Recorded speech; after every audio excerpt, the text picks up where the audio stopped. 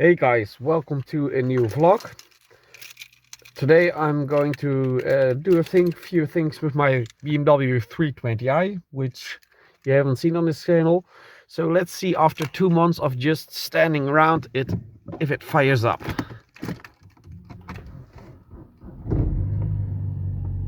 Well, I think we can be very positive about firing up. The only thing is that it's a bit humid in this car, but after 15 years the rubbers, well, will lose their function, so humidity can get through. But let's get going.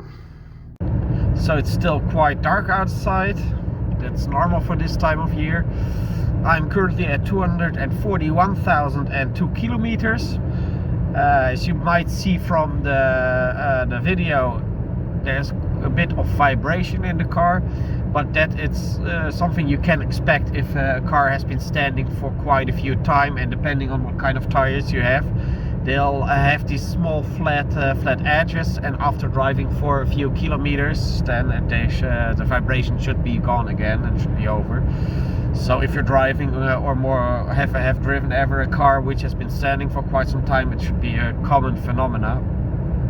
Anyhow, but today I'm going to import the car to the Netherlands.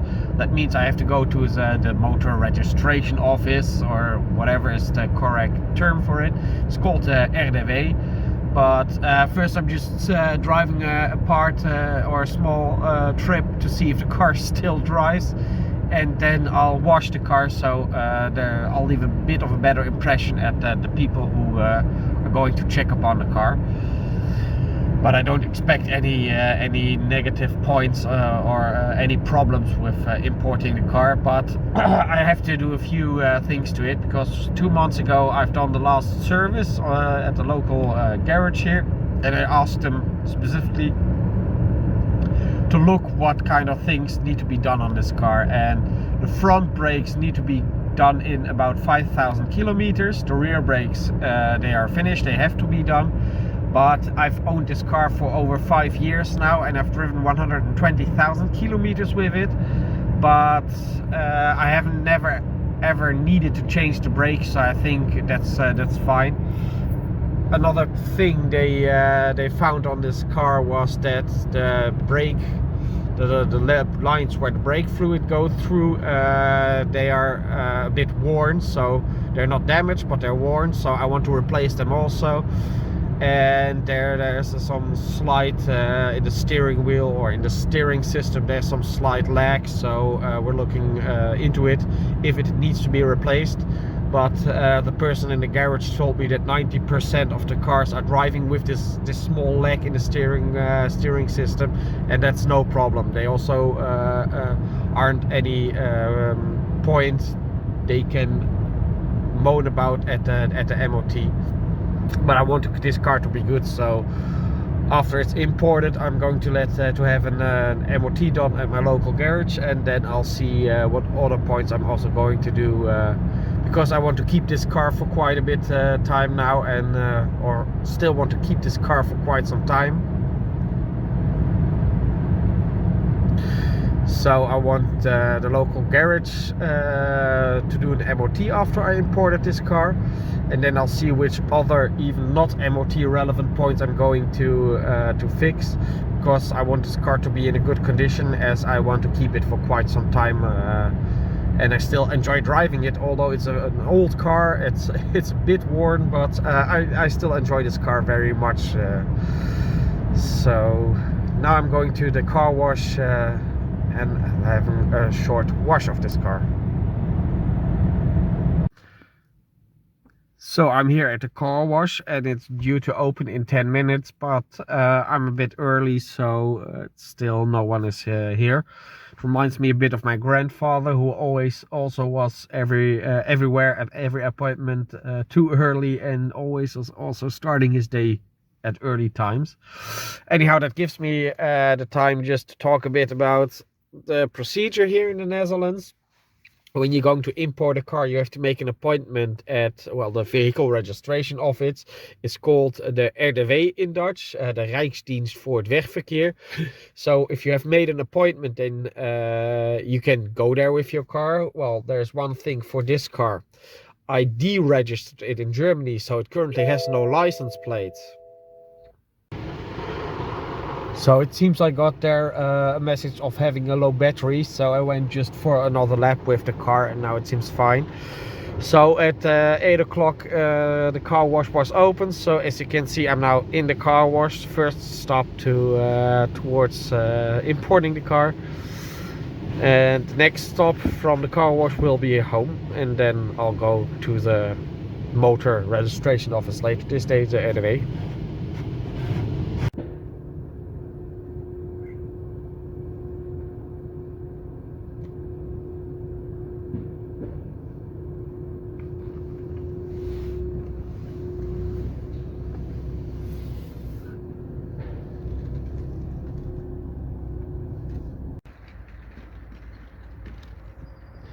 And here we have the result, which is a very clean 3 Series.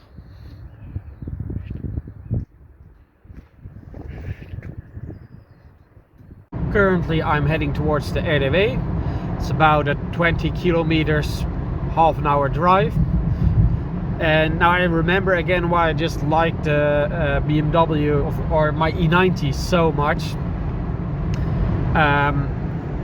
I have the glass roof which is open. The open roof just put the heating on and the seat heating, and I just enjoy the air, fresh air around my head.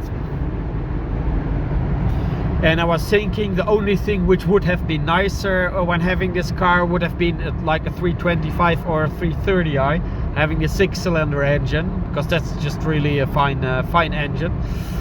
But then I remember when I bought this car, I was just needing some car to be mobile, and instead of having some ratty-tatty old shitty car, I decided to get this then 8-year-old 3 Series.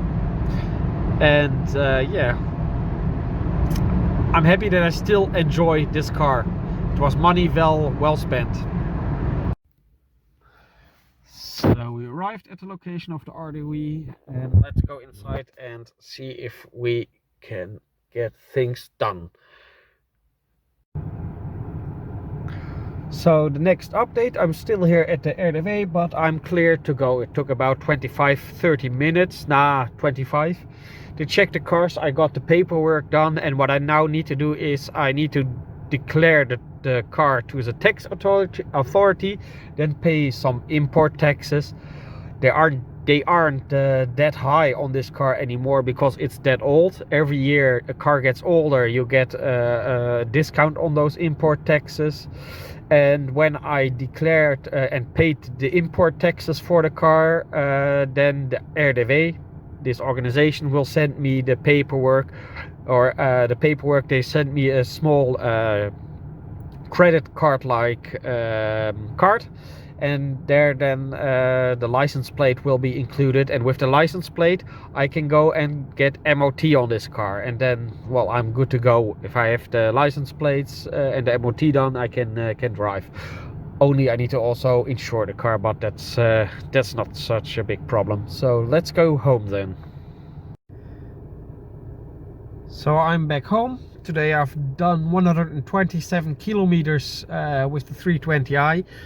Obviously it has been standing for a few months, but apart from this one-time error message that the battery voltage was low, there was no problem whatsoever.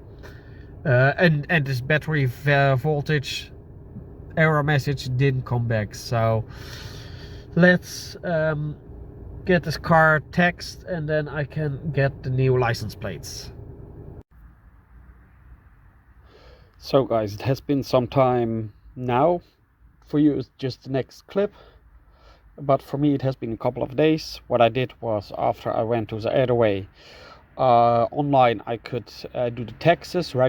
So I registered this car with the tax authorities in the Netherlands.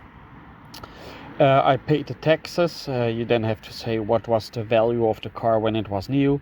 Then they calculate what taxes you have to pay, and then regarding how old the car is, you can get a discount, and I got a 69.229% discount, so it left me just with taxes around 215 euros on this car, import taxes, I have to say.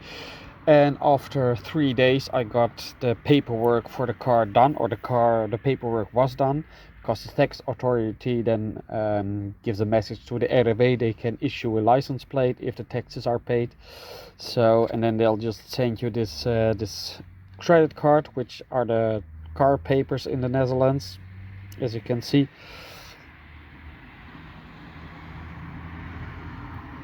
So when I got the car papers, I was able to go to an official license plate maker, and as you can see, I have the license plates, so I can switch the temporary plates we're having for the real ones.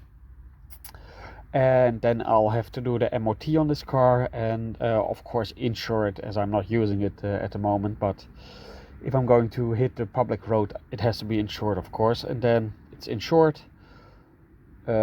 It has MOT, and then the tax authority, just for the regular car tax, will come on me automatically. So yeah, it's quite simple to import a car to the Netherlands. You can do most of it online, and it's fairly quick. So I'm quite content with the process.